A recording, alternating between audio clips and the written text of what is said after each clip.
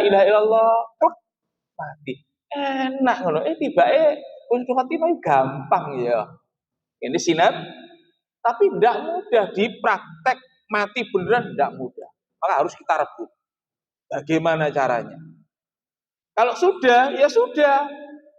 Boleh kita sanjung. Wah, pinter aja nih ahli tahlil. Wong jamiah tahlil ya pinter tahlil. Biarkan terus sudah. Tidak usah direcoki mana wis. Kalau misalnya melenceng lagi, arahkan lagi dan seterusnya. Ya. Ini harus kita rebut. Pun begitu sudah dinyatakan positif meninggal, maka selanjutnya yang perlu kita perhatikan adalah melepaskan pakaiannya. Ya.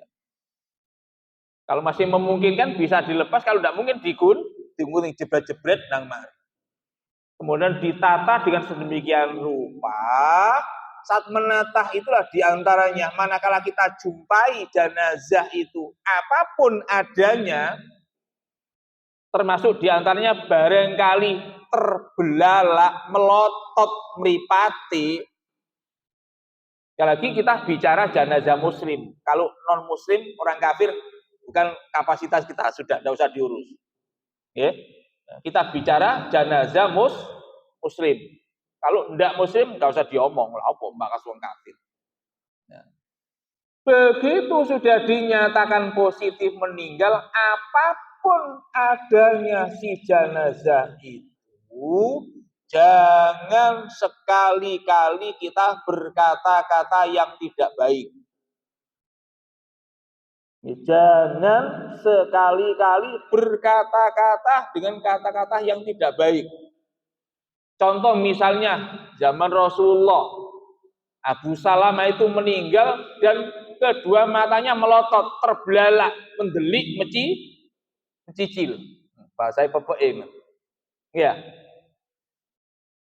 Maka saat itu Rasul mengatakan, begitu masuk melihat, langsung Rasul mengatakan, innar ruha idza qubidha tabi'ahul basaru. Sesungguhnya ruh manusia ketika diambil oleh petugas Allah untuk dihantarkan menghadap Allah, perjalanan roh dari lepas dari jasad menghadap Allah, maka jasad si mayit melewati mata mengikuti perjalanan menghadap kepada Allah. Jadi melotot itu bukan karena apa Pak? Melotot atau terbelalaknya mata jenazah muslim itu bukan karena sakit saat sakaratul mautnya. Ini yang harus dipegangi. Makanya Rasul mengatakan innar ruha idza qubidha tabi'ahul basaru. Ruh ini menghadap Allah diikuti perjalanannya dengan apa? Pandangan mata terbelalak atau melotot mengikuti perjalanan ruh menghadap Allah.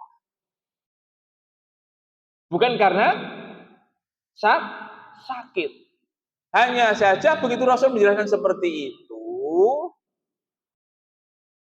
keluarganya langsung fadhot janasun min ahlihi, merontak keluarganya. Karena merontak, Rasul punya anggapan, wah, iki ada ucapan-ucapan yang tidak benar. Di antaranya, waduh, mendelik saking loro nih kira-kira saat sakaratul mautnya. Begitu ada rontan keluarga, langsung Rasulullah melerai, la tad'u ala anfusikum illa bi khairin. Janganlah kalian berdoa buat diri kalian sendiri dengan doa yang tidak baik. Tapi apa? Kecuali baik-baik saja. Kenapa? Fa innal malaikata yu'minuna ma taqulun. Karena setiap apa yang kita ucapkan akan selanjutnya diaminkan oleh malaikat Allah. Nah, adapun berkaitan dengan jenazah yang seperti itu adanya, langsung segera untuk ditata. Kalau misalnya tangannya gimana atau kakinya gimana, termasuk kedua matanya terbelalak tadi, ya segera ditata, dipejamkan dan sambil berdoa. Doa inilah yang seringkali terlewatkan. Padahal ini satu panjatan doa, dua permohonan ampunan kepada Allah bagi mayit. Maka saat itu juga Rasul berdoa, Allahumma firli abi salama warfa' darajatahu fil mahdiyin wakhlufhu fi aqibi fil ghabirin waghfir lana walahu ya rabbal alamin wafsah lahu fi qabrihi wa nawwir lahu fihi. Hanya Arabnya tidak ditulis. Ya, halaman berapa niku? Halaman 2. Itu kalau jenengan buka di kitab hadis bukan aplikasi, hadisnya nomor 920. Di Sahih Muslim hadis nomor 920. Kalau aplikasi tidak nyampe. Kalau Muslim 920 insya Allah ketemu. Jangan lihat ya Ustaz Agus. 920. Kalau di aplikasi nggih sampean klik ae wis. Pengani Mas Hari ngeklik ngene. Ketemu insyaallah. Nggih.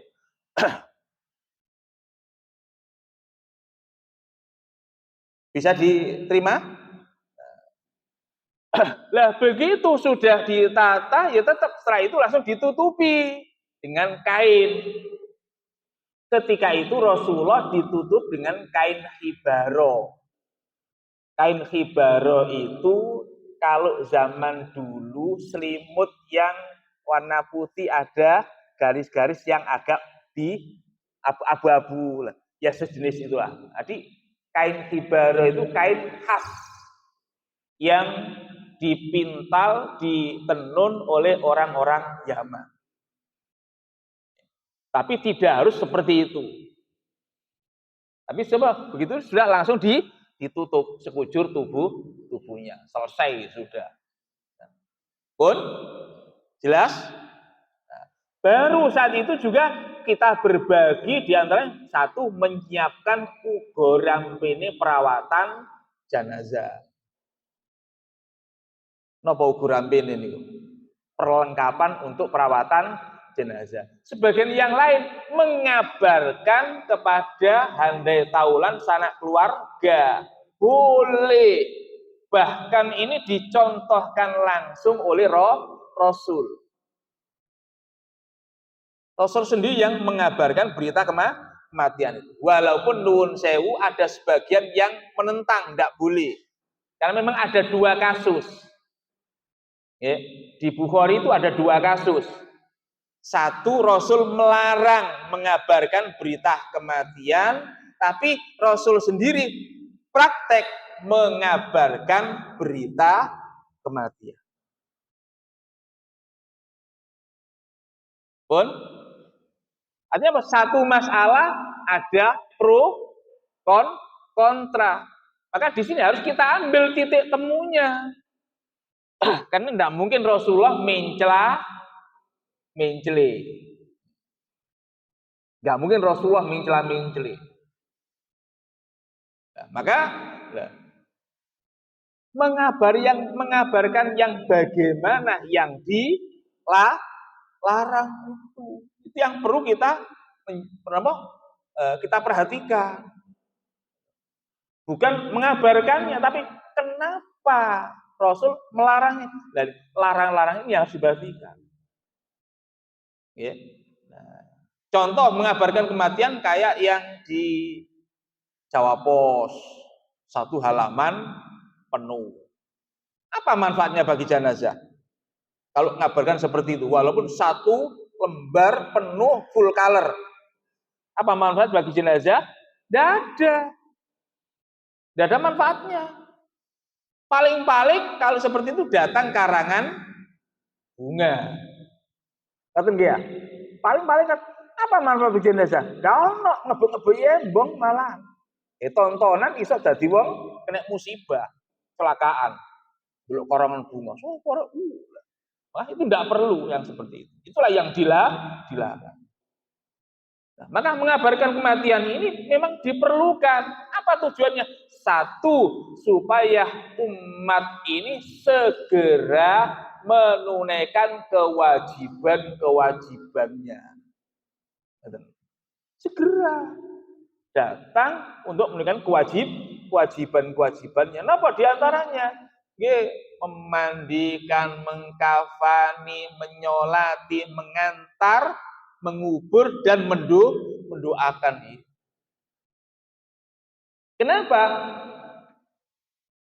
Karena semakin banyak yang ikut menyolati jenazah, semakin besar manfaatnya bagi jenazah.